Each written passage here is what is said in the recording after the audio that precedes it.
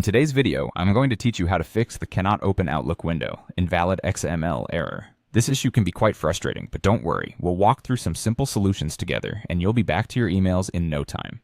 First things first, let's ensure Outlook is completely closed. To begin, we need to access the Run dialog box. You can do this by pressing the Windows key and the R key on your keyboard simultaneously. Once the Run window appears, type in outlook.exe / reset nav pane. Be sure to double check your typing, as getting this command right is crucial. After you've entered the command, go ahead and press enter. What this does is it resets the navigation pane settings in Outlook, allowing the application to recreate them from scratch. This is often a simple yet effective way to resolve minor issues like the Invalid XML error. If that didn't do the trick, don't worry. There's another approach we can try, starting Outlook in safe mode. To do so, let's return to the Run dialog box. Again, press the Windows key and R together. This time, type outlook.exe safe and hit enter. Launching Outlook in safe mode disables all add-ins, which helps us identify if any of them might be causing the problem. Now, if Outlook opens without a hitch in safe mode, it's likely that a problematic add-in was the culprit. To address this, we'll need to disable any troublesome add-ins. Inside Outlook, navigate to the File tab and click on Options.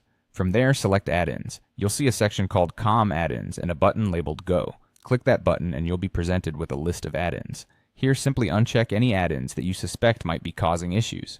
Once you've done that, you can close the dialog box. Now let's attempt to restart Outlook normally to see if the problem persists. If everything goes smoothly, congratulations, you've resolved the issue.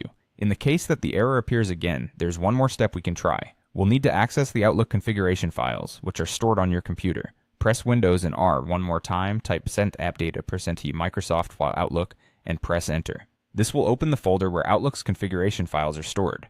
In this folder, you might see some XML configuration files. Consider renaming or deleting them. Don't worry, these files are safe to remove because Outlook will automatically recreate them the next time it starts, which can help fix lingering errors that might have been caused by corrupted files.